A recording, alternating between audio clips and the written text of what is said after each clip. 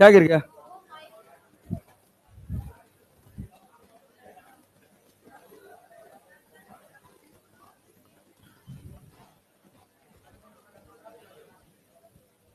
यही पढ़ना था ना भाई, एंगल ऑफ कांटेक्ट। आ जाओ।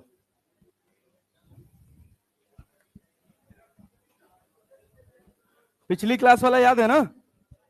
याद है कि भूल गए? भूल गए? ठीक, चलो आओ देखो, तो भूलने लायक कुछ था भी नहीं। एंगल ऑफ कांटेक्ट जो होता है ना, जैसे हमने एक चीज ऑब्जर्व करी कि एक लिक्विड की फिल्म है, इस लिक्विड की फिल्म में हमने एक ग्लास ट्यूब डाली, तो हमने देखा कि कुछ लिक्विड्स में कोई फर्क ही नहीं पड़ा, ग्लास ट्यूब गई और ग्लास ट्यूब बाहर आ गई। हाँ बस बस बस, सेटल हो जाओ फटाफट। और दूसरा हमने देखा कि कुछ लिक्विड्स में ऐसा हुआ, जैसे जनरली हमको पानी में देखने को मिलता है, अगर सिल्वर का मोल्टन स्टेट ले लो और ग्लास ले लो, सिल्वर समझो ना, चांदी, चांदी का मोल्टन स्टेट ले लो और ग्लास ले लो, उसमें इसको डालो और बाहर निकालो, इसकी ऊपर वाली लेयर में कोई चेंज नहीं होता। फिर हमने सोचा कि ऐसा करें, एक लिक्विड की लेयर हमने देखी और इसमें जब हमने ग्लास रॉड डाली तो हमने देखा कि ये जो लिक्विड की लेयर थी ना, वो इस ग्लास रॉड से चिपक गई। और हुआ क्या, वो लेयर ऐसे चिपकी। क्लियर? कभी ऐसे देखो, पानी में हाथ डालो और हाथ डाल के बाहर निकालो, हाथ गीला हो जाता है ना, हाथ चढ़ के आता है, पानी ऐसे थोड़ा चिपक जाता है, ऐसे थोड़ा कर्व बन जाता है। और एक जगह हमने देखा मर्क्यूरी में कि अगर अपने पास एक लिक्विड फिल्म है तो वो लिक्विड फिल्म कुछ ऐसा ऐसा शेप बना लेती, इस तरह का शेप बना लेती है, अंदर चली जाती। क्लियर है? अब जैसे मान लो हम तुमसे कहें कि एक क्ले है, क्ले समझते हो ना, क्ले में ऐसे एक लेयर क्ले की बनी हुई है और उसमें अगर तुम ऐसे पेन डालोगे क्ले वाले में, तो वो जो क्ले होगा वो ऐसे अंदर की तरफ मुड़ जाएगा। क्यों मुड़ेगा? क्योंकि क्ले के जो मॉलिक्यूल्स हैं वो कोहेसिव फोर्स से बॉन्ड है। कौन से फोर्स है? कोहेसिव। एडहेसिव कैरेक्टरिस्टिक उनके अंदर कम होती है। क्लियर है? तो कैसा सरफेस बनेगा ये इस बात पर निर्धारित करेगा कि कोहेसिव फोर्स डोमिनेटिंग है कि एडहेसिव। क्लियर है?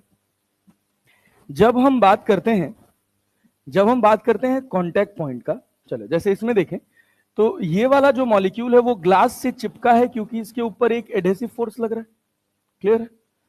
इसके जो खुद के मॉलिक्यूल्स है क्या इसको नीचे खींचने की कोशिश कर रहे हैं, तो वो जो फोर्स लगा रहा है उस फोर्स का नाम है क्या? Cohesive force. यहां तुम्हारे हिसाब से कौन सा फोर्स बड़ा होना चाहिए, एफ ए की एफ सी? एफ ए की एफ सी? चिपका है ना भाई, तो मतलब एडहेसिव ज्यादा है और कोहेसिव कम है। तो ऐसे डायरेक्टली नहीं लिखा जाता कि F A is greater than F C. इसका कॉन्सेप्ट होता है कि एफ ए जो होता है वो बड़ा होता है F C by root two से। किससे बड़ा होता है? F C by root two से। इसको याद कर लेना, ठीक है ना? जब हमने यहां पर देखा तो इसके मॉलिक्यूल्स इसको इधर खींचने की कोशिश कर रहे हैं और ये इसको इधर खींचने की कोशिश कर रहा है। अरे कर रहा है कि नहीं? एडहेसिव फोर्स इधर खींचने की कोशिश कर रहा है, कोहेसिव फोर्स इसको ऊपर फिर से रीस्टोर कराने की कोशिश कर रहा है। तो यहां पर जो कोहेसिव फोर्स होता है ना वो एडहेसिव फोर्स से ज्यादा होगा। कोहेसिव जो होगा वो एडहेसिव से ज्यादा होगा। तो लिखा जाता है कि F A is less than F C by root, F A is less than F C by root two. ये डेटा याद कर लेना। और यहां पर जो होता है वो एफ ए बराबर क्या होता है? एफ सी नहीं, F C by root two. Clear है? ऐसा बिहेवियर बनता है एंगल ऑफ कांटेक्ट में। अब सवाल पैदा होता है कि एंगल ऑफ कांटेक्ट कैसे निकाला जाए। ये तो हो गया कि कांटेक्ट कैसे बनता है। जब भी हमको एंगल ऑफ कांटेक्ट निकालना हो तो हमको दो टेंजेंट ड्रॉ करने होते हैं। कितने टेंजेंट? दो। कितने टेंजेंट? दो। एक सॉलिड सरफेस पर और एक लिक्विड सरफेस पर। एक किस पर? सॉलिड सरफेस पर और एक लिक्विड सरफेस पर। तो जैसे अगर हम इस जगह पर एक टेंजेंट देखें तो कैसे बनेगा? ये किस पर है, सॉलिड पर कि लिक्विड पर? सॉलिड पर। और एक टेंजेंट कैसे बनेगा लिक्विड पर? अरे बनेगा ना जी, इतना सड़ा रिस्पॉन्स करते हो यार। बनेगा? हाँ। तो ये जो एंगल होता है ना इसको अपन बोलते हैं क्या? Angle of contact. अब सुनना, जब हमने इन्हीं लिक्विड्स की ड्रॉप को उठा के सरफेस पर रखा, पहली वाली लिक्विड, दूसरे वाले लिक्विड, तीसरे वाले लिक्विड को जब हमने इनको ड्रॉप के फॉर्म में सरफेस पर रखा तो हमने कहा ये सरफेस है, और इसके ऊपर जब आप ड्रॉप रखेंगे तो ड्रॉप कैसी बनेगी, कुछ ऐसी बनी। इस वाले की ड्रॉप कुछ ऐसी बनी जैसे पानी। क्लियर है? पानी को जब आप रखेंगे तो पानी ऐसे थोड़ा सा फैल जाता है। अगर आप मर्क्यूरी ले लेंगे और मर्क्यूरी को किसी सरफेस पर रखेंगे तो ये मर्क्यूरी की ड्रॉप कुछ ऐसे बनती है। क्लियर है? वो अंदर की तरफ कर्व हो जाती है। और जब आप बात करते हैं ऐसे कॉम्बिनेशन का जिसमें एफ ए बराबर किसके है, एफ सी बाई रूट 2 के, तो वहां पर जो ड्रॉप बनती है, ये ड्रॉप आपके सामने कुछ ऐसी बनती है।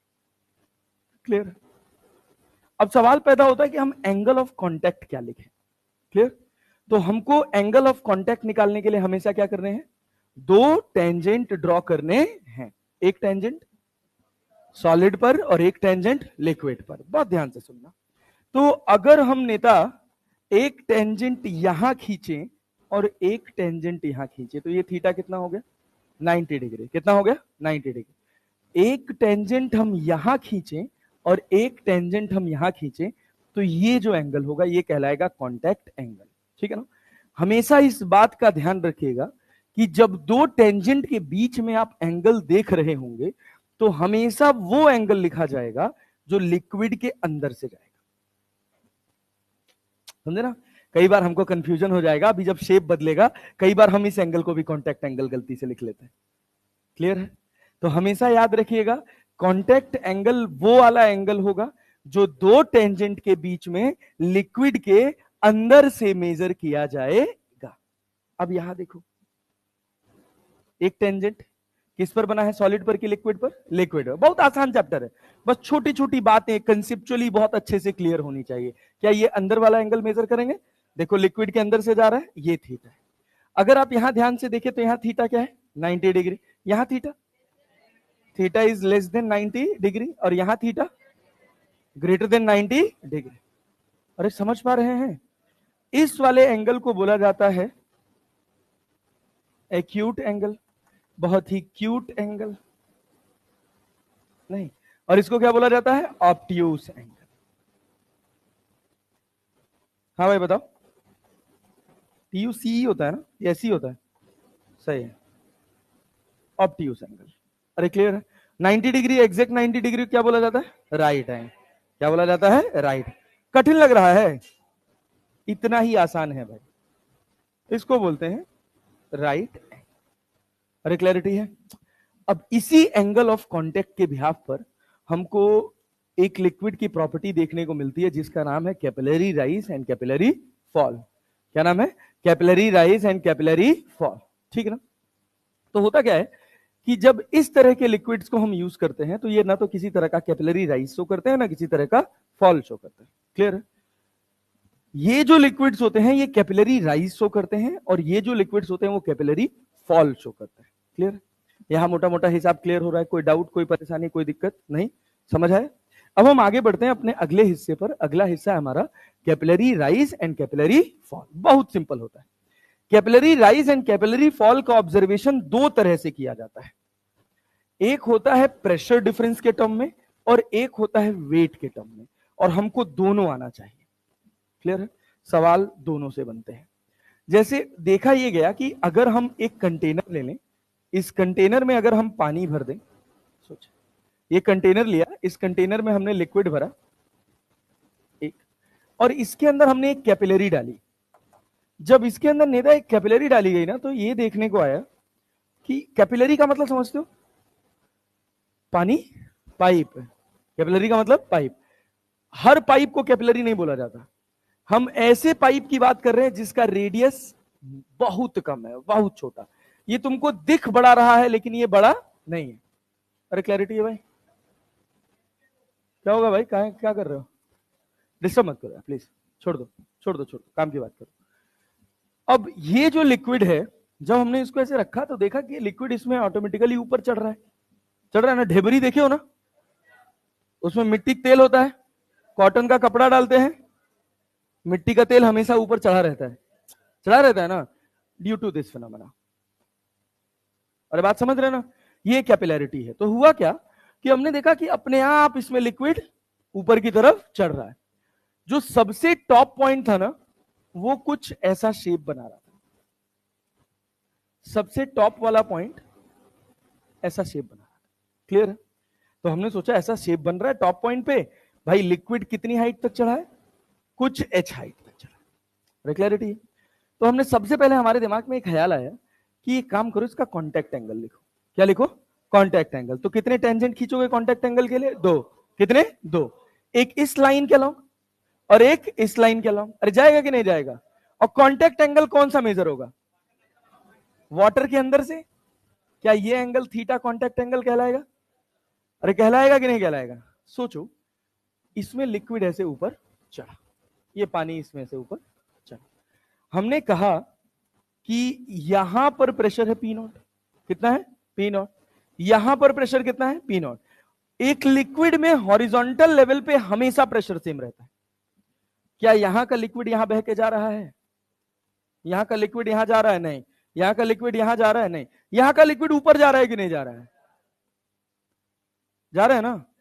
तो यहां प्रेशर कितना है? P0। तो यहां प्रेशर ज्यादा होगा कि कम?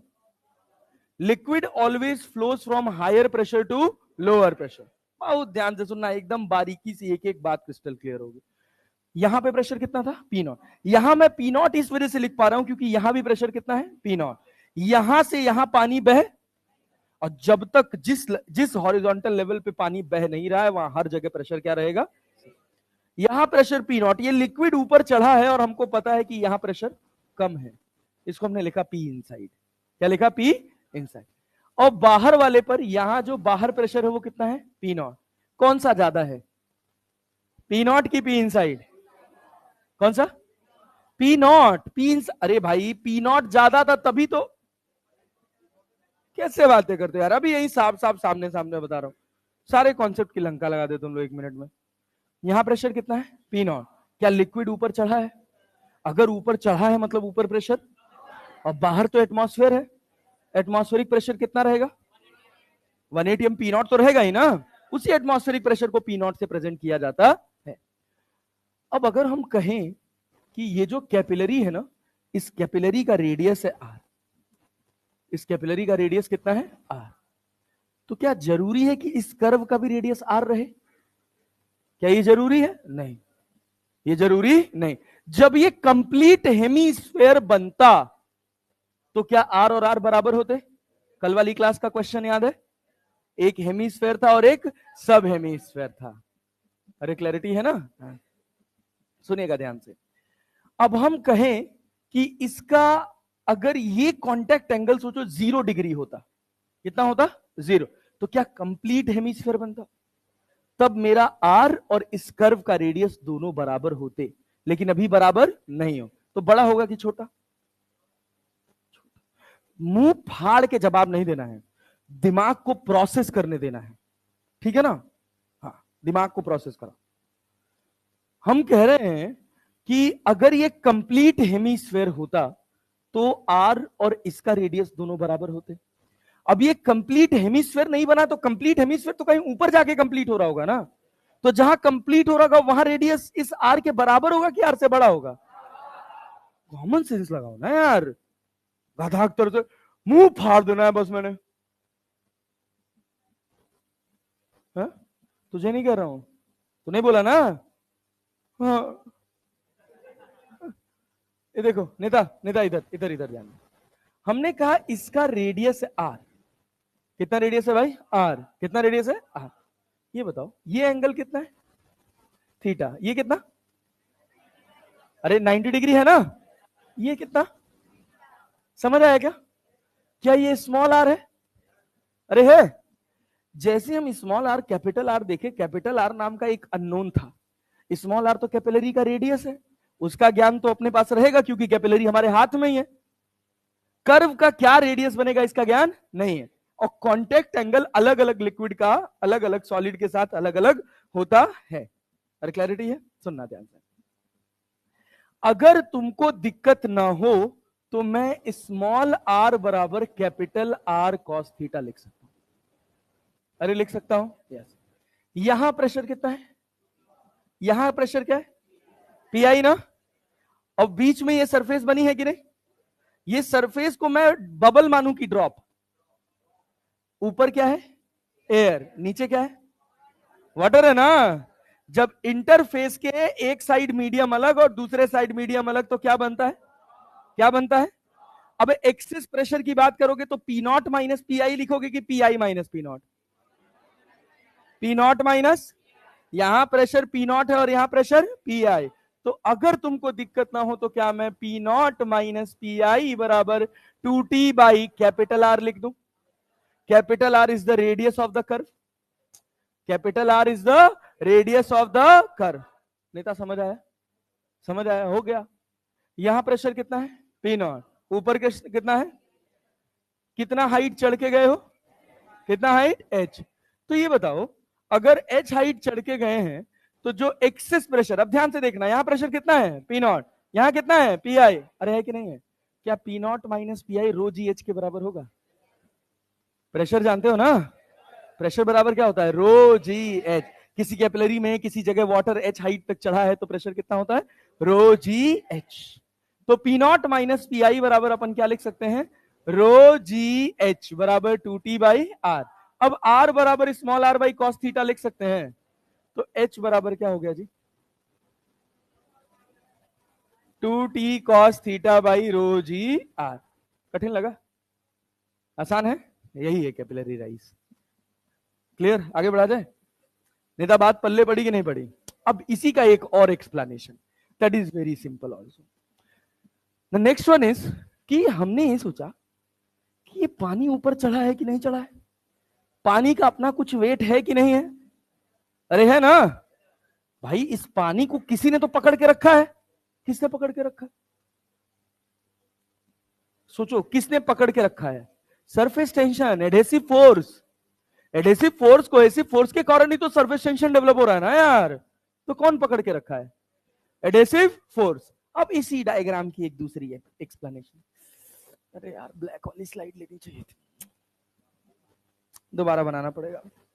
चलो देखो सुनना, कुछ होता नहीं है यार, बहुत टाइम पास चीज है, बहुत सस्ता है, बस वही है कि अपने को कंसेप्चुअली सब चीजें साउंडिंग लगनी चाहिए, हमको एक एक बात ढंग से प्यार से समझ आनी चाहिए। अगर हम कहें कि ये तुम्हारे पास एक कंटेनर है, इस कंटेनर के अंदर तुमने ब्लू है पानी पानी भर रखा है, बेचारा हनी सिंह बर्बाद हो गया करिए, लेकिन आया है मिलेनियर गाना उसका, हम मिले नहीं है, हम उसके एक मर नहीं गया भाई, हम उसके एक कॉन्सर्ट में गए हैं, मरेगा कहाँ है भाई अभी, अरे अभी तो उसको बादशाह को गरियाना है, अभी नहीं मरेगा। हाँ हाँ हाँ बिल्कुल था यार, बिल्कुल था, अरे क्या बात करते हो, बिल्कुल था यार, अरे उस समय हम दिल्ली में ही थे भाई, सब लोग था, सब था, हनी भाई अपनी रोटी सीधी कर रहे हैं बस। चलो ये देखो, हनी भाई ने बहुत काटा है उसका, ये बात नहीं। चलो भाई इधर ध्यान दो, सुनो सुनो सुनो सुनो सुनो, अब हमने देखा सेम यही डायग्राम एज इट इज, कुछ अलग नहीं है। अब इसी की एक दूसरी एक्सप्लेनेशन तैयार हुई, क्या तैयार हुई कि हमने कहा कि भैया कंटेनर में पानी h हाइट तक चढ़ा, कितनी हाइट तक चढ़ा, h हाइट तक। इससे तो इसमें बहुत कहानी होती है, प्रेशर हेड होता है, फिर वाटर लॉस होता है, लेकिन वो सब अपने को पढ़ना नहीं।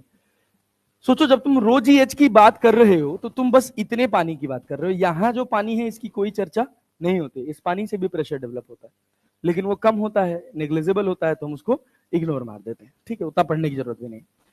अब सोचो अगर हम यहां पर बात करें तो ऑब्वियस सी बात है भाई, टेंजेंट खींचेंगे तो क्या इधर ही जाएगा, अरे जाएगा कि नहीं जाएगा, और इसी टेंजेंट के अलोंग क्या सरफेस टेंशन वाला फोर्स लगता है, अरे आना तो बोल लो यार, इस टेंजेंट के अलोंग सरफेस टेंशन वाला फोर्स लगता है, और सरफेस टेंशन का फोर्स होता है T इंटू एल, होता है कि नहीं होता है। अब अगर तुम ध्यान से सोचो तो क्या पाइप का ये जो हिस्सा मैंने बनाया इस पूरे हिस्से को टच करके रखा हुआ, रखा हुआ है कि नहीं रखा हुआ है, इसका रेडियस कितना है स्मॉल आर, कितना है स्मॉल आर। तो सोचो जो सरफेस टेंशन वाला फोर्स आ रहा है वो पाइप के पूरे सरकमफ्रेंस पे चिपका हुआ है कि नहीं, और पाइप का सरकमफ्रेंस कितना है 2 पाई आर, 2 पाई। तो सरफेस टेंशन वाला जो फोर्स आया है, अगर तुमको कोई दिक्कत ना हो तो मैं इसको लिख सकता हूं T into 2 pi R, small R की कैपिटल आर, स्मॉल आर ना, कैपिटल आर किसी के दिमाग में तो नहीं आ रहा? सरकमफ्रेंस पे तो लगा हुआ है ना यार। किसके सरकमफ्रेंस पे पानी चिपका हुआ है? पाइप के। और पाइप का रेडियस कितना है? तो कितने लेंथ पर पानी चिपका हुआ है? 2 पाई आर। कितने पर? तो टी इंटू 2 पाई। अब सोचिए एंगल कितना है? थीटा। कितना है? कितना है? थीटा। तो इसका एक कंपोनेंट ऊपर जाएगा कि नहीं जाएगा? कितना जाएगा? T into 2 pi are cos theta. T cos theta में T is surface tension. T is surface tension. Surface tension कैसी क्वांटिटी? स्केलर की वेक्टर। किताबों में लिखा होता है T cos theta, surface tension का एक कंपोनेंट तोड़ देते हैं। सरफेस टेंशन कैसी क्वांटिटी है? स्केलर। कैसी है? स्केलर। उसके कंपोनेंट थोड़ी तोड़े जाएंगे यार, बात समझ रहे हो? पहले तोड़ देते हैं T cos theta, T sine theta, और फिर मल्टीप्लाई करते हैं 2 पाई आर। बहुत बड़ा पाप है ये, बात समझ रहे हो ना? सरफेस टेंशन कैसी क्वांटिटी है? स्केलर। तो कंपोनेंट फोर्स का होगा कि सरफेस टेंशन का? फोर्स का। हमको सही फिजिक्स भी जाननी है, ये नहीं कि बस ठीक है चलो रिजल्ट आ रहा है तो याद कर लिया। तो T into 2 pi are cos theta. अब सोचो ये क्या T into 2 pi are cos theta पूरे हिस्से पर लग रहा है? अच्छा सोचो इसका जो साइन कंपोनेंट होता क्या सिमेट्रिकली कट जाता? अगर हम इसका एक कंपोनेंट इधर तोड़ेंगे तो क्या होगा? T into 2 pi R sine theta. क्या साइन कैंसिल हो जाएगा? अगर मैं यहां बनाऊं सरफेस टेंशन वाला टी सिमेट्रिकली तो ऊपर कितना आएगा? T into 2 pi are cos theta. इधर क्या जाएगा? T into 2 pi R sine theta. क्या साइन थीटा कट रहा है? कई बार हमको कंफ्यूजन हो जाता है, यहां भी टी इंटू 2 पाई आर लग रहा है, यहां भी टी इंटू 2 पाई आर लग रहा है, हम दोनों को जोड़ देते हैं। जोड़ना नहीं है। ये फोर्स तो हमने पूरी सरकमफ्रेंस पे ले लिया ना। अरे क्लियर है ना? पूरी सरकमफ्रेंस की अगर हम बात करें तो इस पूरी सरकमफ्रेंस पे जो ऊपर टोटल फोर्स आ रहा है सरफेस टेंशन की वजह से, वो कितना आ रहा है? T into 2 pi are cos theta. और साइन थीटा कैंसिल हो जाएगा। देखो इधर और इधर सिमेट्रिकली कटेगा कि नहीं कटेगा? कटेगा। अरे पल्ले पड़ा। और ये पूरा फोर्स इतने पानी को उठा के रखा है, उठा के रखा है कि नहीं? कितना हाइट है इसका? कितना हाइट है? एच। और इसका एरिया कितना है? ए। कितना है? ए। कितना है? सोचो इतना पानी उठा के रखा है कि नहीं उठा के रखा है? इस पानी का वेट हमने कहा mg। क्या कहा? m। और इसको कितना उठा के रखा है भाई? किससे उठा के रखा है? 2 pi r into T cos theta. अरे क्लियर है क्या? मास को क्या डेंसिटी इंटू वॉल्यूम लिख सकते हो? तो डेंसिटी हो गया कितना? रो। और वॉल्यूम हो गया pi r square into h into g बराबर 2 pi r into T cos theta. क्या पाई से पाई जाएगा? क्या आर से स्क्वायर जाएगा? और फिर से एच बराबर कितना मिलेगा? 2t cos theta by rho ji R. ओहो, समझ आया कि नहीं आया? क्या दोनों से सेम रिजल्ट आया? दोनों से सेम रिजल्ट आया। ये सवाल आपका बेसिक बनाएगा, ये सवाल आपका बेसिक बनाएगा। इसमें सबसे ज्यादा इंपॉर्टेंट फॉर्मूला ये है, mg बराबर 2 pi r into T cos theta. सवाल कहेगा कि एक पाइप था उसका रेडियस आर था, एक पाइप था उसका रेडियस आर था, उसने एम मास के पानी को उठाया। कितने मास के? एम मास। रेडियस डबल कर देंगे तो कितने मास के पानी को उठाएगा? m is directly proportional to r, तो कितना उठाएगा? 2m। कितना उठाएगा? 2m। बस खत्म। क्या सेम हाइट तक उठाएगा? सेम हाइट तक उठाएगा? नहीं, हाइट अलग अलग होगा। अरे क्लियर है ना? अरे पक्का है ना जी? यस। चलिए नोट करिए फट से। अच्छा सुनिए, रुकिए एक और बात सुनाते हैं। रुक जाए एक और कहानी सुना देते हैं आपको इसमें। ये बताइए, सोचिए सोचिए, कहानी क्या है कि ये कितनी हाइट चढ़ा? H height. कितनी हाइट चढ़ा? हमने कहा कि अब हमने कैपिलरी ली जिसका हाइट एच डैश है और जो एच से छोटा है, क्या होगा? पानी ऊपर बह जाएगा। अरे भाई ये पानी को कितना हाइट चढ़ना था? एच। तुमने लिया कितना? H dash. कितना हाइट लिया? H dash. पानी को ऊपर से फ्लो कर जाना चाहिए लेकिन करता नहीं। ढेबरी चाहे छोटा लो चाहे बड़ा लो, भाई तेल बाहर निकलने लग जाता है क्या? नहीं, तेल बाहर नहीं निकलता। हाइट चाहे छोटी हो, हाइट चाहे बड़ी हो, ऑयल उसमें से बाहर नहीं आएगा। ऑयल ही तो कैपिलरी प्रिंसिपल है ना यार पूरा। तो हमने जनरल लाइफ में सोचो तो पानी क्यों नहीं बाहर आता होगा या ऑयल क्यों नहीं बाहर आता होगा? क्या है यहाँ पे? एच बराबर, हाँ क्या चीज? नहीं नहीं, सुनो तो, ध्यान से सुनो तो। हुआ क्या, हमने कहा कि लिक्विड को एच हाइट चढ़ना था, एच हाइट चढ़ना था, लेकिन कैपिलरी की हाइट कितनी है? H dash. अब जब इसमें लिक्विड ऊपर चढ़ेगा, सोचो सोचो क्या होगा। ये एंगल देख रहे हो कि नहीं? ये देख रहे हो ना? अब सोचो, अगर मान लो हम यहां से पाइप को काट देते तो क्या होता? अब सोचो, अगर इसको ओवरफ्लो करना होता, यहीं तक पाइप की हाइट होती, यहीं तक, क्लियर है? इस लिक्विड को ओवरफ्लो करना होता तो हम देखो, हम ऐसे समझा रहे हैं इसको, हम कह रहे हैं कि इस लिक्विड को ऐसे ओवरफ्लो करना होता, पहली सिचुएशन ऐसी होती, दूसरी सिचुएशन ऐसी होती, तीसरी सिचुएशन ऐसी होती, चौथी सिचुएशन ऐसी होती, और फिर उसके बाद पानी बाहर निकलता। समझे कि नहीं? पहले भाई लिक्विड ऐसे बना, मिनिस्कस बना, अब अंदर से प्रेशर ज्यादा आ रहा है कि नहीं आ रहा है? आ रहा है। तो क्या होगा भाई? पानी कभी निकलते, पाइप से पानी बाहर निकलते देखे हो? कैसे होगा पानी बाहर निकलेगा पाइप से? ऐसे बाहर गिरेगा ना। अरे वर्टिकल से ऐसे पाइप पानी पानी बाहर गिराएगा कि नहीं गिराएगा? गिराएगा। अब सोचो, जब यहां मुझे H dash height, H height जाना था, और मेरी हाइट कितनी है? एच डैश, तो सबसे टॉप पॉइंट पे कौन एडजस्ट करेगा? ये कर्व्ड लेयर। क्या होगा? पहले कर्व्ड लेयर थोड़ी ऊपर, देखा काम चल जा रहा है तो रुका रहेगा, थोड़ा और ऊपर, थोड़ा और ऊपर, थोड़ा और ऊपर, थोड़ा और ऊपर, और ज्यादा प्रेशर है तो क्या बाहर गिर जाएगा? अरे बाहर गिर जाएगा ना।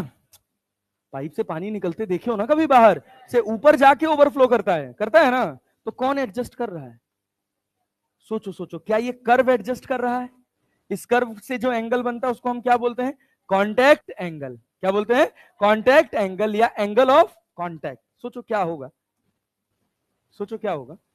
ये बताओ, अगर हम तुमसे कहें कि तुम्हारा ये थीटा 90 डिग्री हो गया, थीटा कितना हो गया? बात, ये थीटा हमारा कितना हो गया? 90। कॉस 90 का वैल्यू, कॉस 90 का वैल्यू 0। Height, height 0। लिक्विड चढ़ेगा ही नहीं भाई, लिक्विड चढ़ा ही नहीं। काहे नहीं होगा? कौन बोला नहीं होगा? अब वही मैं कहता हूं ना कि लड़बड़ा के मुंह से बोल देना है अच्छी बात नहीं, थोड़ा दिमाग को प्रोसेस करने देना है। हाँ, काहे 90 नहीं होगा? हाइट 0 हो जाएगा। सुनो, ये तो बता रहे हैं। अब मान लो, जरूरी है क्या कि हम कैपिलरी 1 मीटर के लिए, 10 मीटर के लिए, आधी सेंटीमीटर के लिए, 1 मिलीमीटर की ले लें? हम 1 मिलीमीटर की भी कैपिलरी पानी के अंदर डाल देंगे तब भी पानी बाहर आने वाला नहीं है, ओवरफ्लो नहीं करेगा। क्यों नहीं करेगा? If height is not sufficient enough to rise the liquid, what will change? Contact angle. क्या चेंज होगा? Contact angle. जैसे जैसे, सोचो, अगर ये हाइट है एच डैश, जो किससे कम है? एच से, तो क्या ऊपर कॉन्टैक्ट एंगल एडजस्ट कर जाएगा? कौन एडजस्ट कर जाएगा? Contact angle. अब ये थीटा कांस्टेंट रहेगा कि वेरिएबल? थीटा क्या हो जाएगा? वेरिएबल। थीटा क्या हो जाएगा? Variable. If H is less then H dash, पानी बाहर नहीं गिरेगा, क्योंकि अब कौन एडजस्ट करेगा? Contact angle. क्लैरिटी है? मैक्सिमम पॉसिबल कॉन्टैक्ट एंगल कितना है? 90 डिग्री। कितना है? 90 डिग्री। कॉस 90 का वैल्यू 0। हाइट कितना? 0। सोचो, ये जो भी हाइट है एच, क्या कॉन्टैक्ट एंगल इसको बैलेंस कर सकता है कि नहीं? कॉन्टैक्ट एंगल की इतनी औकात है कि तुम कैपिलरी बहुत छोटी सी भी डालो तब भी वो पानी को बाहर आने नहीं दे। नहीं समझ पाए? समझ आया ना? ये तो फिर भी सफिशियंट हाइट है भाई, तो ऊपर क्या एडजस्ट हो जाएगा? Contact angle. कॉन्टैक्ट एंगल ऐसे एडजस्ट हो जाएगा कि यहां का प्रेशर और यहां का प्रेशर बराबर हो जाए। सोचो, अगर ये फ्लैट हो गया तो जितना प्रेशर ऊपर उतना प्रेशर नीचे। क्या ऊपर का प्रेशर तुम बढ़ा सकते हो क्या? घटा सकते हो क्या? नहीं, ये तो एटमॉस्फेरिक प्रेशर है ना। बराबर हो गया। अब बराबर हो गया तो क्या पानी बाहर निकलेगा? नहीं, पानी बाहर निकलेगा? समझे कि नहीं? इस पूरे कैपिलैरिटी का बस ये मेजर कॉन्सेप्ट था, और इससे सवाल कई बार पूछे गए। क्लियर? कि if the liquid, if the height of the capillary is not sufficient enough to rise the liquid, what will change?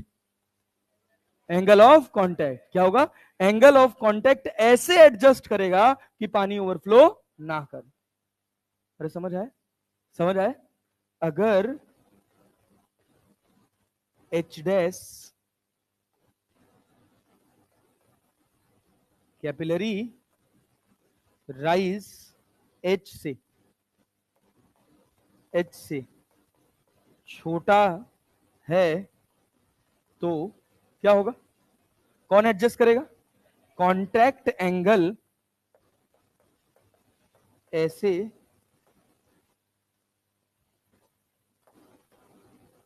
Adjust करेगा कि लिक्विड बाहर आ जाए कि बाहर ना आए, लिक्विड बाहर ना आए।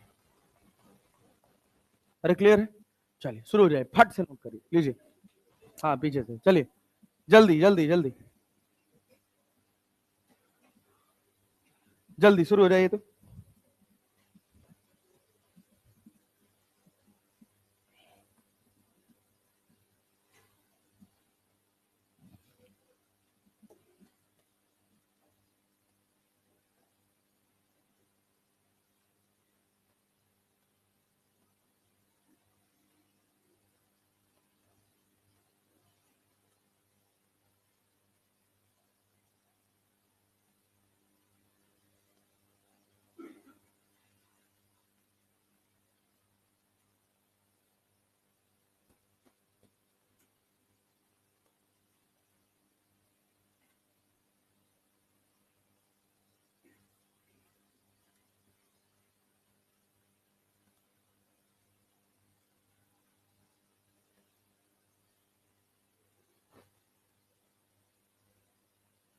हाँ बताओ, कोई डाउट है, फट से नोट करो, फट से नोट करो, जल्दी जल्दी पेन चलाओ भाई।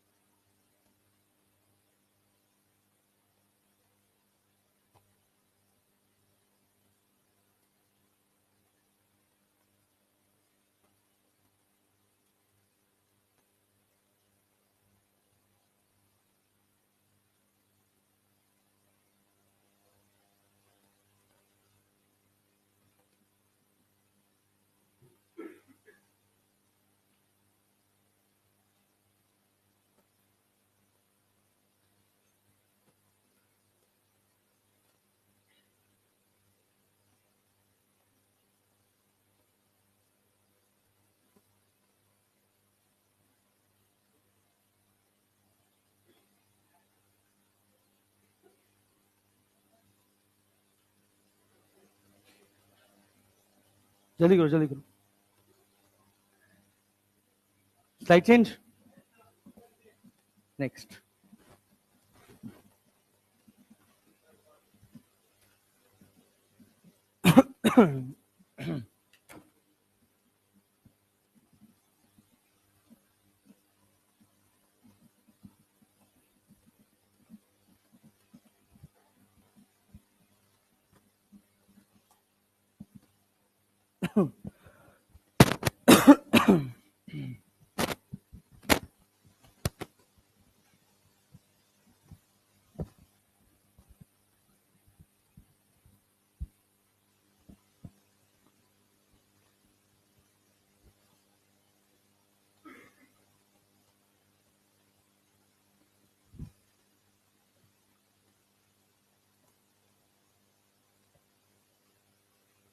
हो गया,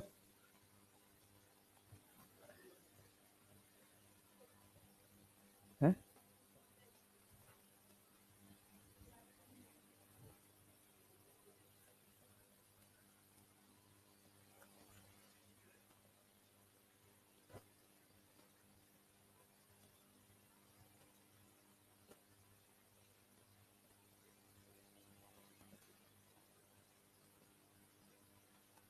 हो गया, जल्दी करो यार, थोड़ा तेज तेज लिखो।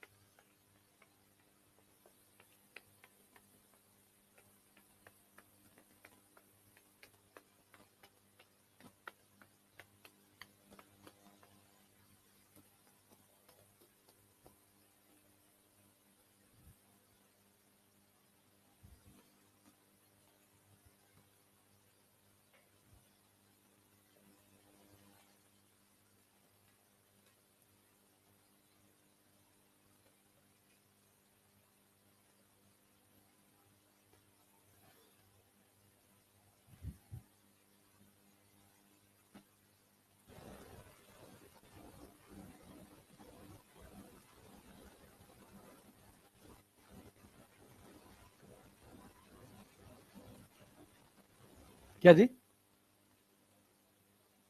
हाँ।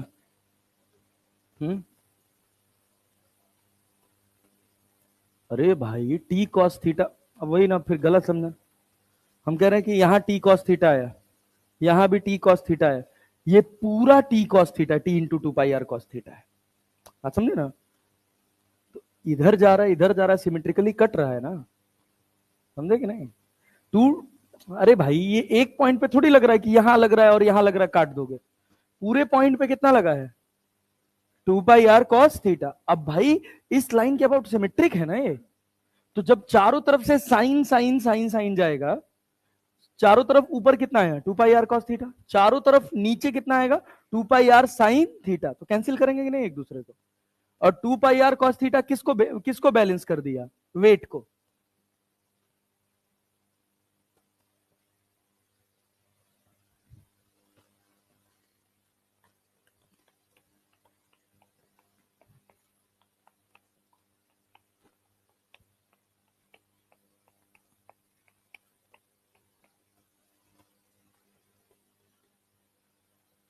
हो गया? क्या चीज? स्पीकर आवाज कर रहा है।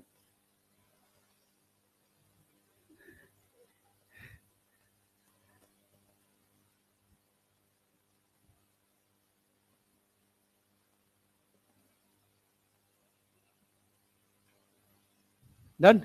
चले आगे चले, आइए, जल्दी कर जल्दी कर जल्दी कर जल्दी कर।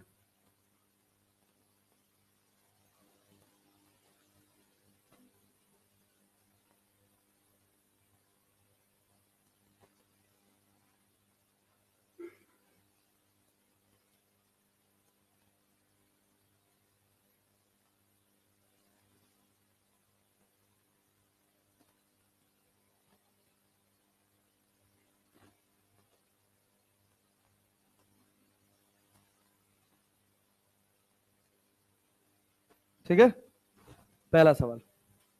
Due to capillary action a liquid will rise in a tube if the angle of contact is, capillary rise कब होगा? अक्यूट। अक्यूट ना, लेस देन 90 ना भाई। 90 डिग्री पे तो cos 90 जीरो हो गया। कोई राइज में हाई, कोई हाइट राइज होगा? अभी तो बताएं यार, कोई कैपिलरी राइज नहीं होता है। सुनो, अब देखो यहीं से एक कॉन्सेप्ट निकल के आता है, कैपिलरी फॉल क्या होता है। कि अगर तुम एक कंटेनर ले लो, इस कंटेनर में मर्क्यूरी डाल दो। क्या डाल दो? मर्क्यूरी। तो पता है क्या होगा? मर्क्यूरी ऐसे इस कैपिलरी में ऊपर नहीं जाएगा, नीचे चला जाएगा।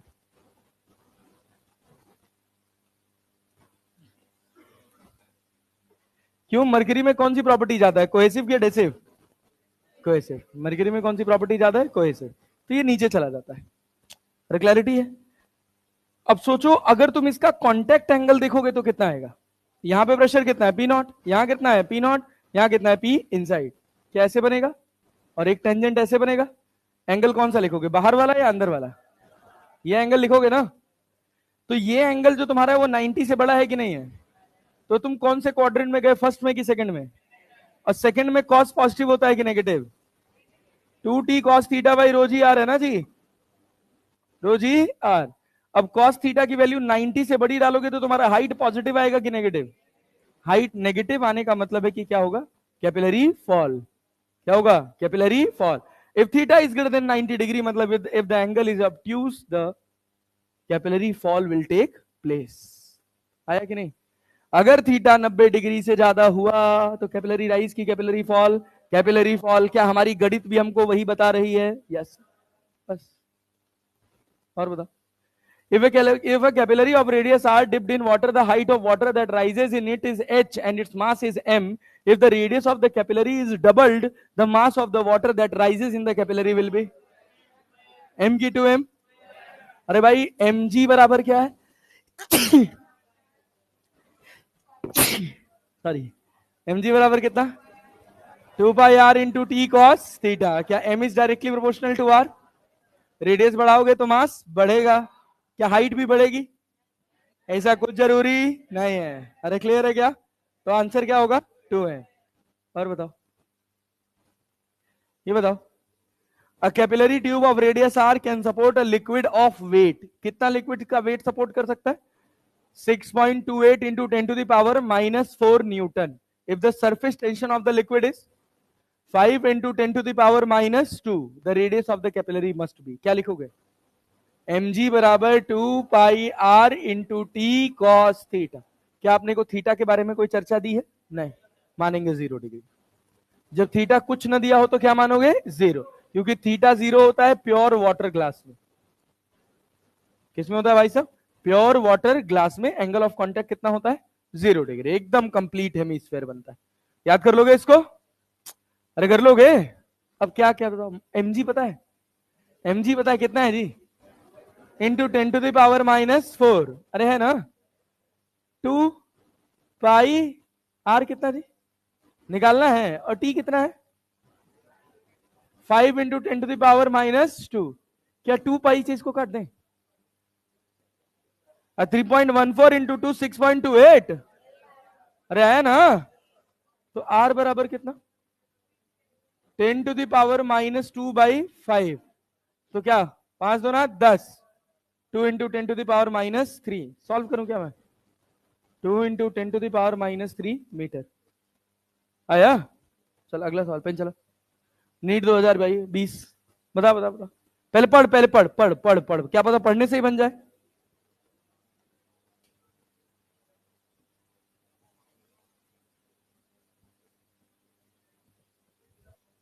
कितना आंसर होगा? कितना आंसर? आर रेडियस से कितना ग्राम पानी उठाया था? 5 ग्राम। तो 2r रेडियस कितना उठाएगा? 10 ग्राम। हर चीज के लिए पेन चलाए भाई, कुछ लिखूं यहाँ एक्सप्लेनेशन।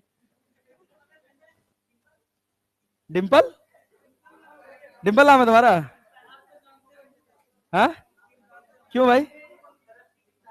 नाम नहीं पता था वैसे? डिंपल भाभी, ओ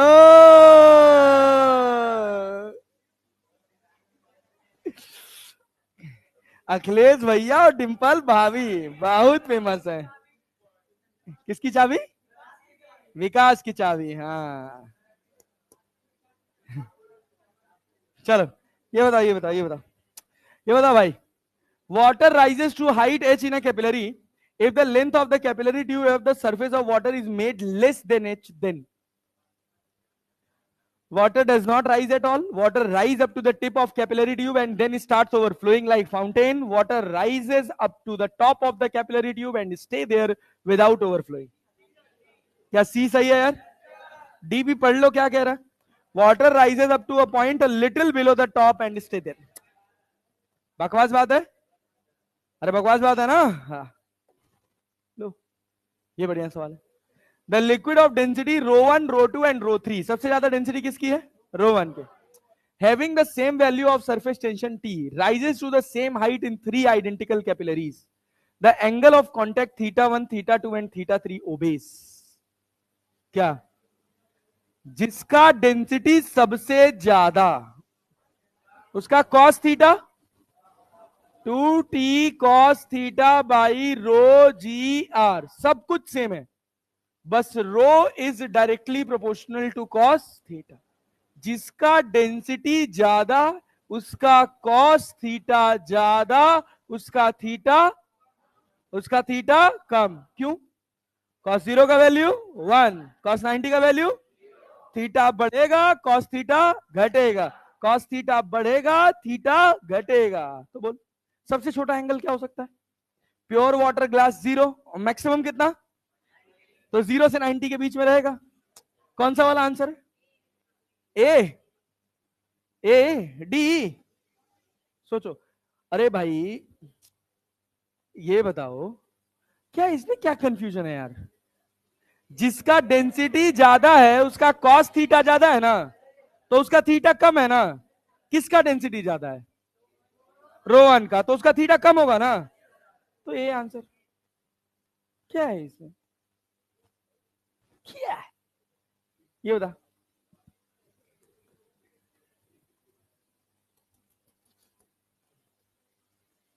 हाँ एक और बात मैं यहां से बता दूं, यहां सुनो। रिलेटिव डेंसिटी क्या होता है? रिलेटिव डेंसिटी बोलते हैं density of substance upon density of water. Water का डेंसिटी जानते हो क्या होता है? ये सब केमिस्ट्री में पढ़े होगे यार. अच्छा फिजिकल अभी हुआ नहीं है, तभी इतना तो जानते ही होगे यार. नहीं जानते हो? कौन होता जानते हो? नहीं होता है. रिलेटिव डेंसिटी बराबर होता है density of substance upon density of water at 4 degree Celsius. Density of water होता है 1 ग्राम पर सेंटीमीटर क्यूब. कितना होता है? 1 ग्राम पर सेंटीमीटर क्यूब. तो किसी की भी रिलेटिव डेंसिटी दे रखी है, उसमें 1 ग्राम पर सेंटीमीटर क्यूब से मल्टीप्लाई कर दो, क्या उसकी डेंसिटी हो जाती है? इसका रिलेटिव डेंसिटी कितना दे रखा है? 0.8. तो रो 1 को मैं क्या लिख लूंगा? 0.8 ग्राम पर सेंटीमीटर क्यूब. और रो 2 को क्या लिख लूंगा? 0.6 ग्राम पर सेंटीमीटर क्यूब. हो गया सवाल. अब बनाओ. सरफेस टेंशन दे रखा है 60 सेंटीमीटर एंड 50 सेंटीमीटर. T1 दे रखा है 60 डाइन पर सेंटीमीटर और T2 दे रहा है 50 डाइन पर सेंटीमीटर. तुमसे क्या पूछा है? The ratio of height of the two tubes. क्या क्या सेम है? और डायमीटर सेम है क्या? एंगल की कोई बात कही है क्या? क्या मानोगे? क्या मानोगे? तो H बराबर कितना? 2t cos theta by rho ji R. अरे मान सकते हैं क्या H कांस्टेंट है? अरे H कांस्टेंट है. अच्छा H ही निकालना है. ये लो H1 अपॉन H2. क्या सरफेस टेंशन अलग अलग है कि सेम है? T1 upon T2. Radius same है क्या सबका? अरे सेम है ना. Into rho 2 upon rho 1. हो गया क्या? अरे हुआ. T1 बाई T2 कितना? T1 बाई T2 कितना? 60/50. 60/50 मल्टीप्लाइड बाई 6/8. 6/8. 0.6 क्या लिखोगे? गधा हो क्या? हाँ सर. 2/3 6. 2 चौको 8. 2 से 2 दूना 2/3 6. 2 दूना 4. 9/10. 9/10. कोई ऑप्शन है क्या यार? ये कैपिलरी के क्वेश्चन है, यही पूछा जाता है. ये लो. A vessel whose bottom has round holes with diameter of 0.1 millimeter is filled with water. The maximum height to which the water can be filled without leakages. कितनी हाइट तक पानी भरा जा सकता है बिना लीकेज के? कभी तुम लोगों ने एक एक्सपेरिमेंट देखा है क्या कि क्या होता है कि एक ग्लास लेते हैं, उसमें पानी भरते हैं और उसके ऊपर वो रख देते हैं छन्नी. देखे हो? थोड़ा रील वील देखा करो, अपडेट रहा करो सोसाइटी से. पढ़ लिख के कोई राजा हुआ है? सोचो होता क्या है कि पानी को उल्टा करोगे गिर जाएगा. लेकिन अगर जो चाय छन्नी होती है ना, वाली वायर वाली चाय छन्नी, उसको फाड़ देना, घर जाके ट्राई कर लेना, चाय छन्नी काट लेना. घर है ही नहीं सर? है चाय छन्नी है घर में? अच्छा जो हॉस्टल वाले होंगे उनके उनके हॉस्टल में कहाँ चाय छन्नी होगा? नहीं. हाँ जुगाड़ रखते हैं, चाय का जुगाड़ रखते हैं. हाँ हाँ छोड़ो, 10-15 रुपए मिलता है. कभी तुमको ट्राई करने का मन करे तो ऐसा होता है. कोई बात नहीं, रहने दे. गिलास भी नहीं होगा? गिलास गिलास है तुम लोगों के पास भाई? नहीं है ना? यार देखो बॉटल सब है. सुनो तो सुनो तो. अरे बात सुनो यार, टाइम पास मत करो. इधर देखो पॉइंट बड़ी देर में है. चलो देखो. सुनो इधर ध्यान दो. गिलास में पानी भर लो और उसके ऊपर चाय छन्नी की लेयर लगा दो. ठीक है ना? चाय छन्नी होती है ना, उसको लगा के टाइटली उसको पैक कर दो और उसके बाद धीरे से ग्लास को पलट दो. पानी नहीं गिरेगा. पानी नीचे नहीं गिरता due to surface tension. Clarity है? अरे क्लियर है. सरफेस टेंशन की वजह से पानी नहीं गिरेगा. तो उसमें खूब सारे होल्स किए हुए हैं, खूब सारे होल्स किए हुए हैं. तो सरफेस टेंशन क्या कर रहा है? पानी को संभाल ले रहा है. कितने वेट के पानी को संभाल पा रहा है? mg मतलब क्या? रो जीवी लिख सकते हैं. रो जीवी लिख सकते हैं. और ये कितने पानी को संभाल रहा है? 2πr into T. अरे सरफेस टेंशन तो इतना ही आ रहा है ना, 2πr इंटू टी. भाई सरफेस टेंशन तो यही आएगा. एक होल है, स्मॉल होल, ठीक है ना, उसका रेडियस कितना है r। तो एक होल में सरफेस टेंशन कितना आया 2 पाई r इंटू टी। अब मान लो कितने होल्स किए हुए, खूब सारे होल्स, तो मल्टीप्लाइड बाई n। ये इतने सारे लोगों ने मिलके इतने पानी को संभाल दिया हुआ। ये रो जीवी समझ आ रहा है क्या किए, mg बराबर कितना 2 pi r into T into n। अब तुमसे क्या पूछा है, कितने हाइट तक पानी भर सकते हैं, कितने हाइट तक पानी भर सकते हैं, बनाओ। हाँ 30 सेंटीमीटर आ गया, क्या बात है, बहुत तेज निकाले भाई साहब। तो निकालो भी, और सब लोग निकालो, दिमाग चल गया तेरा, बत्ती जला है। बनाओ बनाओ बनाओ।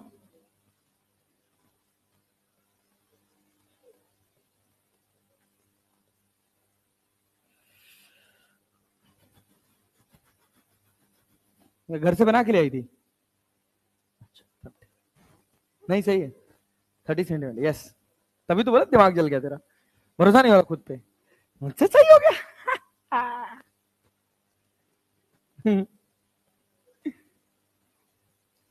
कोई बात नहीं, ऐसी गलतियां फाइनल एग्जाम में हो जाए तो कितनी अच्छी बात है, नहीं नहीं, यही खराब किस्मत है।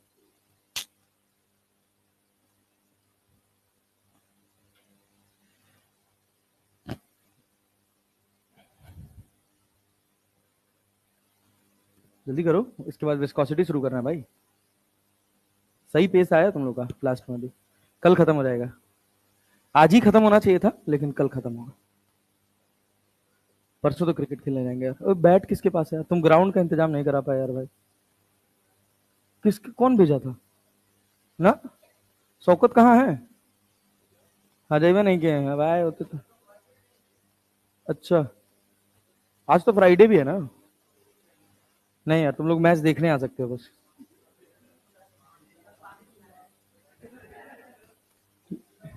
अभी तो हम यही प्लान किए कि यहाँ खेलेंगे यार, लेकिन वहां सुनने में आया बहुत भीड़ हो जाती है। वो कौन सा है, ग्रीन पार्क, क्या नाम, एनर्जी पार्क, अरे जहां हम लोग खेले थे। हाँ हाँ, बहुत भीड़ रहता है ना यार, बताओ यार कोई स्टेडियम बताओ यार।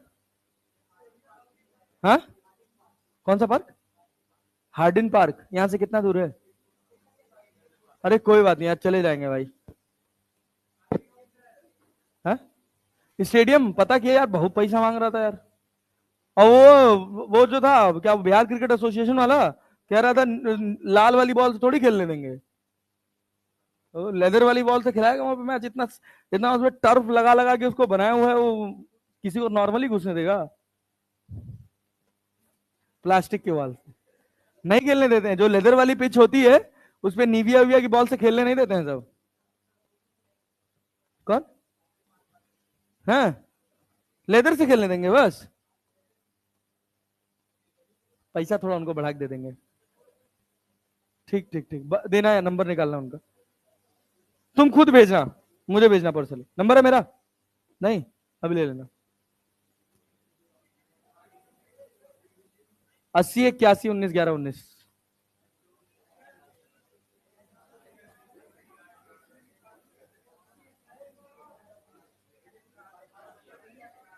80 81 19 11 19,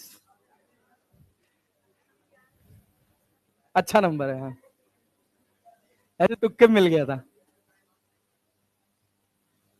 अब कितने लोग को तो सर इंग्लिश में बताइए, इसका आंसर निकला, आंसर निकला कितना आ रहा है, 25 75, भाई कितना है, 30 सेंटीमीटर। क्या किए हो, डेंसिटी क्या रखे हो, density of surface tension of water दे रखा है, डेंसिटी दे रखा है कितना, 1000 ग्राम, 1000 जी का वैल्यू, 1000 जी का वैल्यू दे रखा है।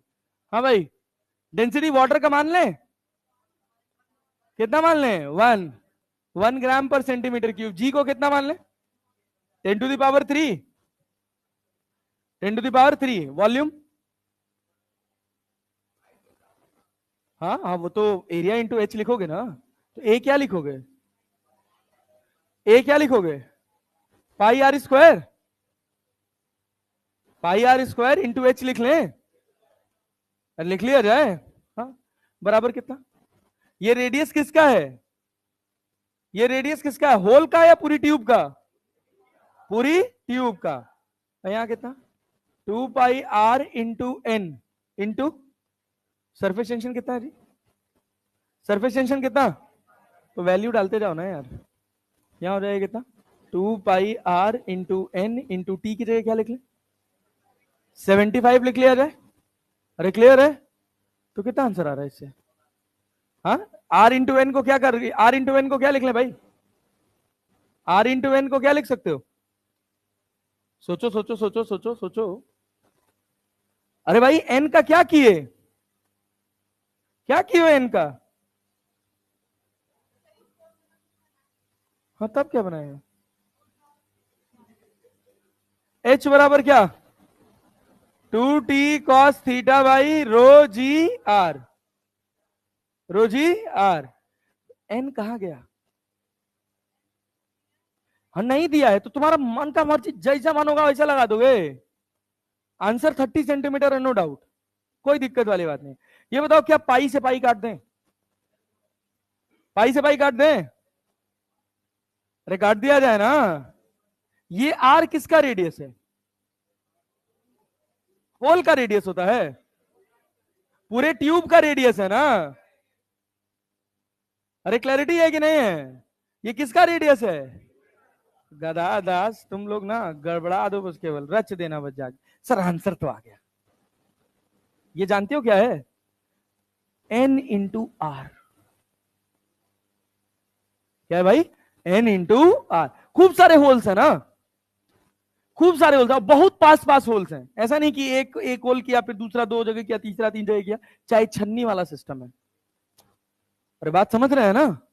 तो यहां से जब आप एनआर की वैल्यू डालेंगे ना, तो ये आपका किसके बराबर है, एन इंटू, यहां देखो, यहां से देखो, यहां एनआर है कि नहीं है, अरे है ना।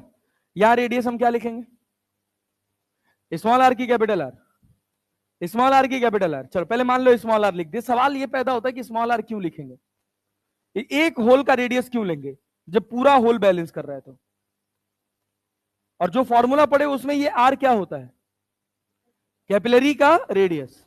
अरे होता है कि नहीं होता है, कैपिलरी का रेडियस, कैपिलरी का रेडियस कितना होगा, बोलो, what will be the radius of the capillary, radius of capillary, भाई पाइप में पानी भरे हो ना, तो कैपिलरी का रेडियस कितना होगा, कितने होल्स हैं, कितने होल्स हैं, कितने होल्स हैं, एन। अरे क्लैरिटी है, तो ये जो आर तुमको दिख रहा है ना, ये किसके बराबर है, एन इंटू आर के, एन इंटू आर के। तो एन रखना चाहिए था, लेकिन बिना एन रखे आंसर आता है। एन कहां जाता है, एन कहां जाता है, यहां से देखो ना, क्या ये ऊपर एन बचेगा कि नहीं बचेगा, अरे इसका वाला एन ऊपर बचेगा कि नहीं बचेगा। वाह भाई गजब आदमी है यार तुम लोग, घच्चर कहेंगे। एच बता यहां से कितना आएगा, इस फॉर्मूले को लेके यहां पे एच क्या लगेगा,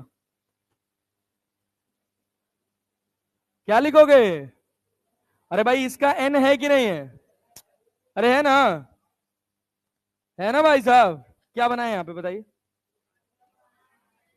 एच बराबर 2 RN into 75 divided by 10⁻³ into R square. अरे क्लियर है, आर स्क्वायर की जगह क्या लिखोगे, आर की जगह क्या लिखोगे, हाँ बोलो भाई, एच बराबर हम क्या लिखेंगे, 2 RN into 75 divided by 10⁻³ into N square small R square. क्या एन से ये कटेगा नीचे, और इस आर से ये स्क्वायर कटेगा, तो एच बराबर कितना आ गया, 2 × 75 divided by 10⁻³ into N into R. ये एक लिक्विड बैलेंस कर रहा है, एक लेयर बैलेंस कर रही है, जो होल बना है ना उसकी एक लेयर बैलेंस कर रही है। कितनी लेयर्स हैं, कितने होल्स हैं, एन, तो क्या एन एन कैपिलरीज उसके ऊपर जा रही होंगी कि नहीं जा रही होंगे, तो मल्टीप्लाइड बाई एन, तो एन से एन कट जाता है, तो ये तुक्के से तुम्हारे पास बन जाता है क्या, 2 पाई एच बराबर कितना, 2t cos theta by rho ji R. समझ पैदा करो इसका, काहे ये किए हो। एग्जाम टाइम में मान लो तुम्हारे दिमाग में थोड़ा सा भी ख्याल आ गया एक कि अरे होल्स देख लिए, यहां राउंड एन होल्स लिख दिया, तो लेके नाचते रहोगे उसी में, ये एन कहां यूज करें। बात समझ रहे हो ना। तो अब इस फॉर्मेट को चाहो तो तुम याद कर सकते हो, इस समझ को चाहो तो तुम याद कर सकते हो कि ये एक स्पेसिफिक फॉर्मेट है जिसमें हम नीचे क्या करते हैं, एन होल्स, क्या करते हैं, एन होल्स। तब यहां आर क्या आ जाता है, आर क्या आ जाता है, रेडियस ऑफ ईच होल। अरे बात समझे कि नहीं, फॉर्मेट याद कर सकते हो, सवाल आसानी से बन जाएगा। 30 centimetre will be the answer. अरे क्लियर है, 30 आएगा, हाँ 30 कैसे आएगा। अच्छा आर की वैल्यू, अच्छा डायमीटर दे रखा क्या 0.1, हाँ तो डायमीटर दे रखा है तो 0.5 हो जाएगा। 30 centimetre will be the answer. मैं रख के वैल्यू रख के निकालूं क्या, रखूं, ये बताओ। In a capillary tube experiment, a vertical 30 centimeter long capillary tube is dipped in water. The water rises up to a height of 10 centimeter due to capillary action. If the experiment is conducted in a free falling elevator, the length of the water column becomes. Length of the water column becomes. बढ़िया सवाल। Free falling elevator में हो, free falling elevator में हो, H कितना आ जाएगा, H बराबर कितना। अरे सुन वे गधा हो क्या, ऐसे हवा में खट से आंसर बोल देते हो। 2t cos theta by rho ji R पढ़ रहे हो ना, तो ये जी क्या हो जाएगा, जी इफेक्टिव।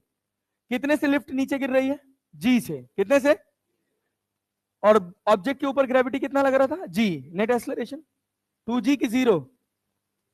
अरे फ्री फॉल हम करते हैं तो हमारा एक्सेलरेशन 2g हो जाता है, कितना हो जाता है, 0 0 0 0, रिलेटिव एक्सेलरेशन। अरे भाई कैपिलरी कितने से गिर रही है, जी से, उसके अंदर पानी भी कितने से गिर रहा है, जी से, तो पानी का एक्सेलरेशन कैपिलरी के रिस्पेक्ट में कितना होगा, कितना होगा, 0। अब तुम जी को अगर तुम यहां पे 0 डाल दोगे तो एच कितना आ जाएगा, एच कितना आ जाएगा, इनफाइनाइट। एच कितना आ जाएगा, इनफाइनाइट। कैपिलरी की हाइट कितनी है, कैपिलरी कैपिलरी ट्यूब का कितना है, 30 सेंटीमीटर, 30 सेंटीमीटर ना, क्या 30 पूरा फिल कर देगा, पानी पूरा 30 में फिल हो जाएगा, लेकिन बाहर क्यों नहीं निकलेगा, कॉन्टेक्ट एंगल एडजस्ट कर लेगा। अरे नहीं आया। अगर 40 सेंटीमीटर की पाइप होती तो पानी कहां जाता, 40, लेकिन बाहर नहीं निकलेगा। अरे क्लैरिटी है, क्योंकि बाहर रोकने वाला कौन है, कॉन्टेक्ट। अरे क्लैरिटी है, समझ आ रहा है, खाली हवे में बोल रहे हो बस, आ रहा है। तो आंसर कितना हो जाएगा, कैपिलरी की लेंथ के बराबर 30 सेंटीमीटर। बहुत अच्छा क्वेश्चन था, इसको मार्क कर। ओवरफ्लो का कॉन्सेप्ट समझ आया। अगर इसी में मैं एक आंसर डाल देता इनफाइनाइट, तो बहुत सारे लोग इनफाइनाइट मार के चले आते, लेकिन infinite is not the right answer. क्या होगा तुम खुद सोचो। अब तुम ऐसे स्पेस में गिर रहे हो जहां पर कोई फोर्स लग रहा है, नहीं, कोई फोर्स नहीं लग रहा है, और उस फोर्स में तुमको एक लात मार दिया जाए तो क्या होगा, चलते चलो, क्या वो एक वैक्यूम टाइप सिचुएशन क्रिएट हो जाएगी, एक ऐसा स्पेस बन जाएगा जिसमें एक्सेलरेशन कितना है, 0, कितना है, 0। तो क्या उसको मैं बहुत थोड़े फोर्स से भी रोक सकता हूं कि नहीं रोक सकता हूं, अरे रोक सकता हूं। और कोहेसिव फोर्स और एडेसिव फोर्स का ग्रेविटी से कुछ लेना देना है। अब मान लो मैं यहां आदमी हूं, मेरे ऊपर ग्रेविटी लग रही है, मैं स्पेस में चला जाऊंगा, ग्रेविटी फ्री स्पेस में चला जाऊंगा, तब भी तो मैं आदमी रहूंगा भाई। अरे क्लैरिटी है ना, ऐसे थोड़ी है कि मेरे बॉडी से ऐसे चमड़ी का एक एक टुकड़ा निकल के बाहर जा रहा है, सबको बांध रहा है ग्रेविटी। बांधने का काम कौन कर रहा है, इंटरमॉलिक्यूलर फोर्स। अरे बात समझे कि नहीं।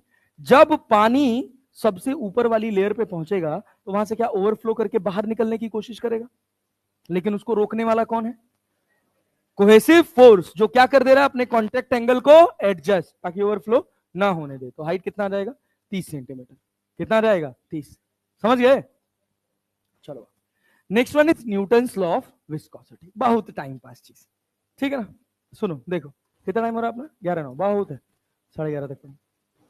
जैसे देखा ये ना, सुनना सुनना सुनना, देखा ये क्या कि ये अपने पास एक सरफेस है, जिसमें पानी बह रहा है। क्लैरिटी है? क्या बह रहा है? पानी। तो देखा हमने ये कि जो नीचे वाली लेयर्स होती है ना, उसमें पानी की रफ्तार कम होती है और ऊपर वाली लेयर्स में पानी की रफ्तार ज्यादा होती है। ये सबसे टॉप मोस्ट लेयर है। क्लैरिटी है? तो हमने देखा कि जो पानी यहां चिपका हुआ है इसकी रफ्तार कितनी है? 0। और जो ऊपर पानी है इसकी रफ्तार क्या है? v। मतलब जैसे जैसे हम ऊपर जा रहे हैं क्या रफ्तार बढ़ रही है? अरे बढ़ रही है ना भाई साहब? अरे हाँ तो बोल लिया करो यार। जैसे जैसे ऊपर जाओगे क्या पानी की रफ्तार बढ़ेगी? अरे बढ़ेगी ना? यस। पानी की रफ्तार बढ़ेगी भैया। हमने कहा एक लेयर हम यहां मान लेते हैं और एक लेयर हम इधर मान लेते हैं। ये दो पानी की लेयर्स मान ली हमने। मैं कहा कि यहां पर पानी की रफ्तार v है, तो यहां पर कितनी होगी? v से थोड़ी ज्यादा है, v से थोड़ी कम? v से थोड़ी ज्यादा। इनके बीच का जो गैप है वो है dx। बीच का गैप कितना है? dx। क्लियर है? पानी कितनी रफ्तार से बहेगा ये इस बात पर डिपेंड करेगा कि इसकी कोफिशिएंट ऑफ विस्कोसिटी क्या है। जैसे फ्रिक्शन जानते हो कि नहीं? फ्रिक्शन जानते हो ना? जितना ज्यादा डिग्री ऑफ रफनेस होगा ऑब्जेक्ट, उसमें फ्रिक्शन उतना ज्यादा होगा और उस पर ऑब्जेक्ट धीरे स्लाइड करने की टेंडेंसी रखेगा, या उसको खींचने के लिए हमको ज्यादा फोर्स लगाने की जरूरत पड़ेगी। सेम एज अगर मान लो मैं तुमको कहूं कि एक बाल्टी में पानी भर लियो, एक बाल्टी में शहद भर लियो और दोनों को तुमने फैलाया है, कौन ज्यादा फैलेगा? शहद कम फैलेगा, क्योंकि वो ज्यादा विस्कस होता है। ज्यादा विस्कस होता है। इसका खोज न्यूटन ने किया था। तो न्यूटन ने कहा कि पानी जो बह रहा है, ये ऊपर वाली लेयर जिसकी रफ्तार ज्यादा है और नीचे वाली लेयर की रफ्तार कम है, तो नीचे वाली लेयर चाहती है कि ऊपर वाली लेयर चले कि ना चले? ना चले। तो it is like a friction force जो पीछे की तरफ लगेगा, और ये डायरेक्टली प्रोपोर्शनल होगा dv बाई dx के। किसके डायरेक्टली प्रोपोर्शनल होगा? dv by dx। क्लैरिटी है? और दूसरी बात उसने कही कि ये डायरेक्टली प्रोपोर्शनल होगा एरिया के। जितना बड़ा लेयर होगा उतना ज्यादा विस्कस फोर्स पीछे की तरफ लगेगा। जब इन दोनों को कंबाइन किया, जब ए और बी दोनों को कंबाइन किया, तो उसने कहा F equals to F is directly proportional to A DV by DX. A DV by DX. और प्रोपोर्शनलिटी कांस्टेंट को हटाया तो आया eta A into DV by DX. इसी ईटा को बोला गया, क्या बोला गया? Coefficient of viscosity. ये किसकी प्रॉपर्टी है? लिक्विड की प्रॉपर्टी ऑफ लिक्विड। अरे क्लैरिटी है? प्रॉपर्टी ऑफ लिक्विड मतलब फोर्स बढ़ाओगे कोफिशिएंट ऑफ विस्कोसिटी बढ़ जाएगा?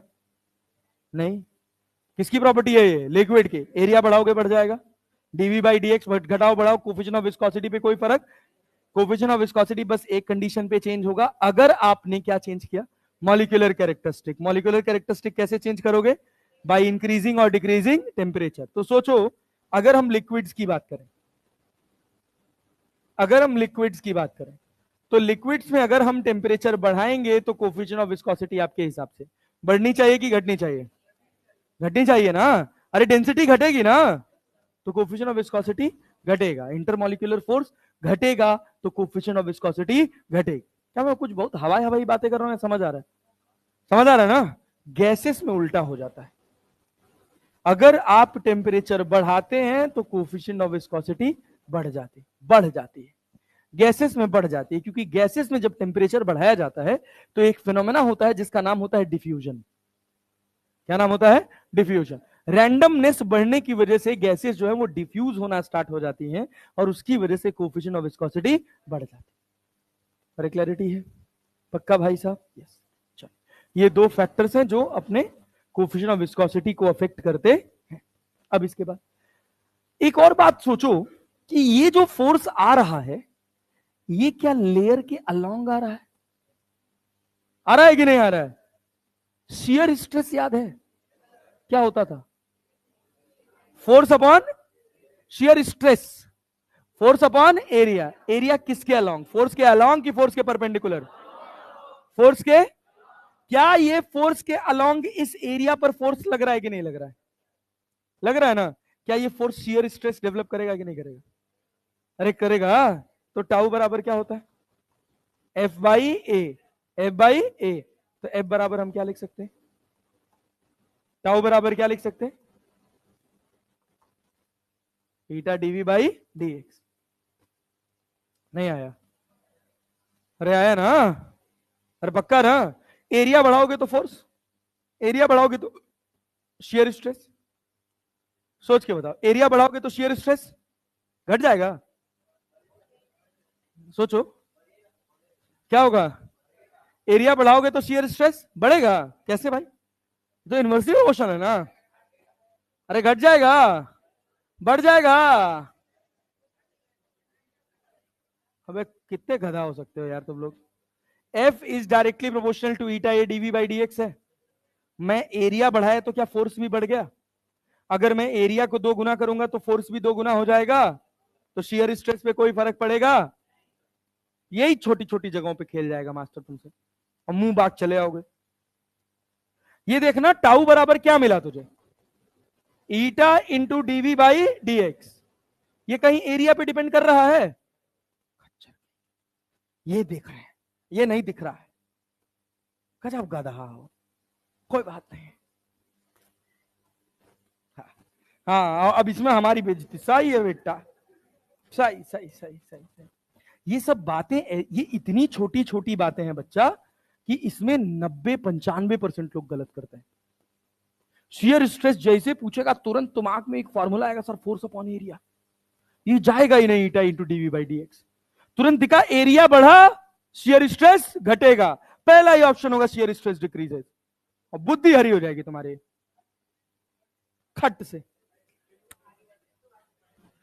तो यहां क्या, यहां से क्या समझे हो? एरिया बढ़ाओगे तो क्या बढ़ जाएगा? Force. Shear stress, shear stress no change, कोई फर्क पड़ने वाला नहीं है, क्योंकि शियर स्ट्रेस किसके बराबर है? Eta into DV by D x, eta into DV by D x. Aunties, uncles, खच्चर्स, अरे यहां तक कहानी समझ आई? अरे समझ आया? अब इसी की 2 एप्लीकेशन है जो हमको पढ़नी है। एक एप्लीकेशन का नाम है स्टोक्स लॉ, और एक एप्लीकेशन का नाम है टर्मिनल वेलोसिटी। ये याद रह जाएगा? चलो पहले इसका सवाल बना लो। सवाल बनाओ, ये बनाओ, देख क्या कह रहा।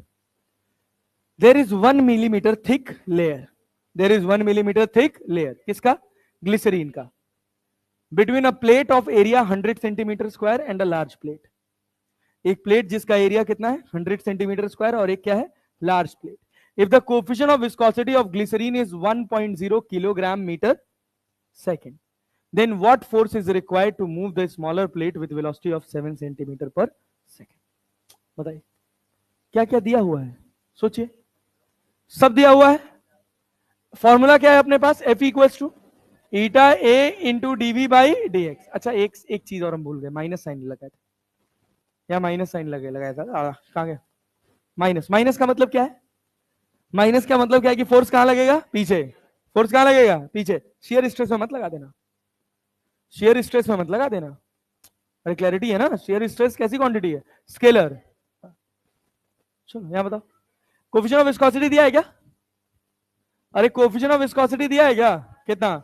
1.0 किलोग्राम मीटर पर सेकेंड। एम एल -1 टी -1 याद है? डायमेंशन निकालते थे। गधा। तो ये 1 हो गया। एरिया कितना? 100 इंटू 10⁻⁻⁴। रफ्तार में कितना चेंज हो रहा है? कितना कितना कितना? If the coefficient of, if moves the smaller plate with, then the what force is required to move the smaller plate with velocity of 7 centimetre पर सेकेंड? मतलब ये तुमको दिया हुआ है डीवी, क्या दे रखा है? डीवी। और डीएक्स कितना? अरे डीएक्स कितना, कितना मिलीमीटर थिक लेयर है? 1 mm ना।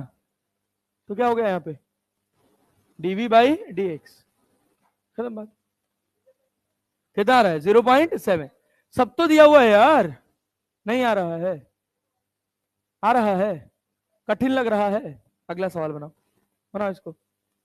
The velocity of water in a river is 18 km per hour at the surface. If the river is 5 meter deep, river कितनी डीप है? 5 मीटर। तो सोचो जब नदी बह रही होगी तो सबसे ऊपर वाले लेयर की रफ्तार कितनी है? 18 किलोमीटर पर आवर। और सबसे नीचे वाले लेयर की रफ्तार कितनी होती है? कितनी होती है? 0। अरे तुमको बना के दिखाया, देखो चेंज नहीं हो रहा। सबसे नीचे वाले की रफ्तार देखो क्या, कैसे बढ़ता जा रहा है, वी वी प्लस डीवी ऐसे बढ़ता जा रहा है। यस सर, सुनो एक डायग्राम इधर बना देते हैं, वो भी देख लो। कि सबसे नीचे वाले लेयर की रफ्तार कितनी होगी 0, सबसे ऊपर वाले की v, और जैसे जैसे तुम ऊपर जाओगे क्या लीनियरली रफ्तार वेरी करेगी? अरे करेगी। ऐसे डायग्राम बनता है, वेलोसिटी डायग्राम बोलते हैं इसको। सोचो अगर ये पाइप होता तो, ये नदी है, पाइप होता तो क्या पूरे पाइप से जितना पानी चिपका होता वो रेस्ट में होता? सबसे ज्यादा रफ्तार किसकी होती? किसकी? बीच वाला। ये हमारा, हमने एक सरफेस पर फ्लो कराया। सोचो अगर हम एक पाइप में फ्लो कराते तो क्या क्या ऐसा बनता? अरे बनता ना भाई, ऐसा फ्लो बनता कि नहीं बनता? ये किसका फ्लो है? पाइप का। किसका फ्लो है? पाइप। हमेशा याद रखना कि जिस लेयर से पानी चिपका हुआ है उस लेयर पे कोई बहाव नहीं होगा। वहां बहाव कितना होगा? 0। कितना होगा? 0। बनाओ, इसका सवाल बनाओ, ये वाला सवाल बनाओ, फट से बनाओ, फट से बनाओ।